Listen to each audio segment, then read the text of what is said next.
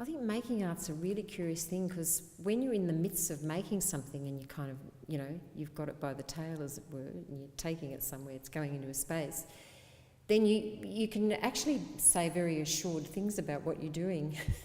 And then you have the show, and then it's like, you know, the whole thing seems to start all over again. You're not quite sure where you're starting from. Well, that's been my experience of it. And of course, I always imagine that that's not true of every other artist. You know, they seem to know exactly where they're heading. But of course, what we look at when we look at anyone's practice is, you know, show after show, or if we're looking at it in a book or something, it all looks so seamlessly continuous.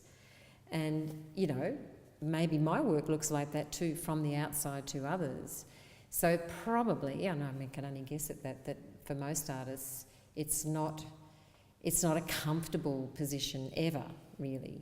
And, you know, all you do, I guess, over making art over a long time is you sort of obviously recognise the way you go about making something.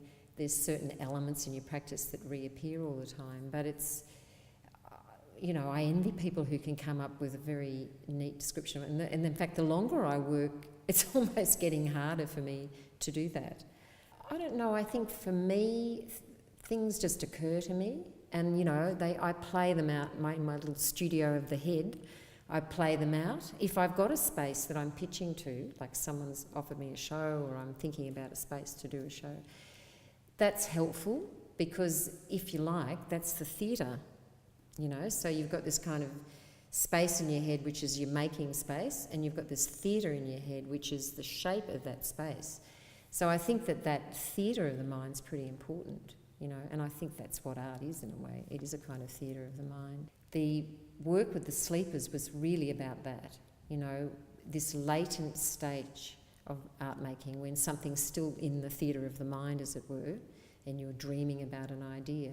We can't see that idea, but we can perhaps imagine it, because we can look at this history of someone's practice. So it was putting a viewer into that in-between space of where art happens. When is art art? You know, I mean, I find that really interesting as a question.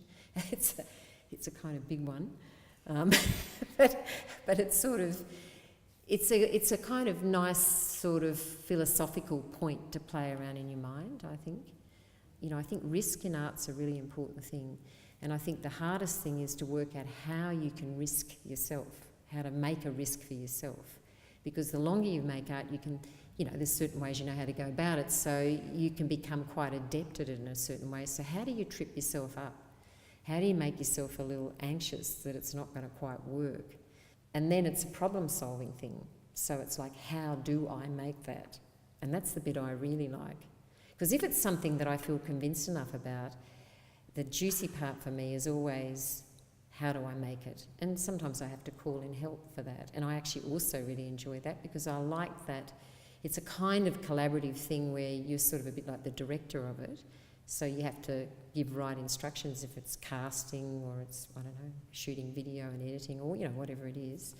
I like that sort of relationship to other people, who usually are people I've worked with for quite a long time.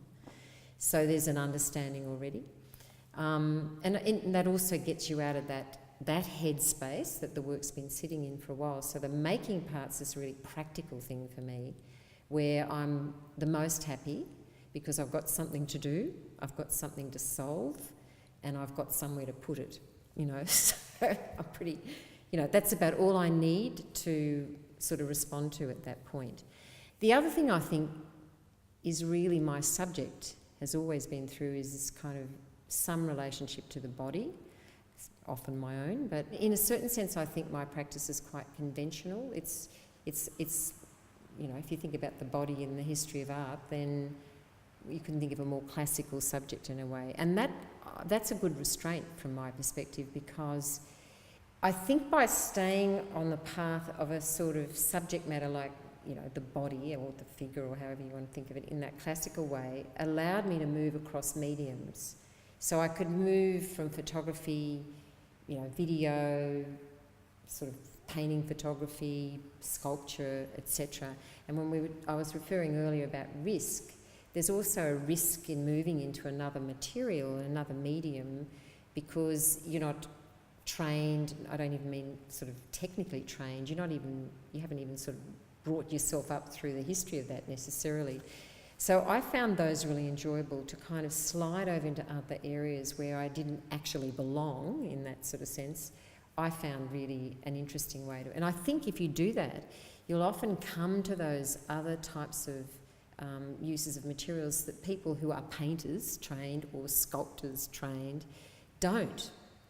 And so I think in the same way I came to photography, I was trained in that more commercial space, and then I came into the sort of use of it as a medium in art, but I didn't come with that convention because I wasn't trained within that field of fine arts photography.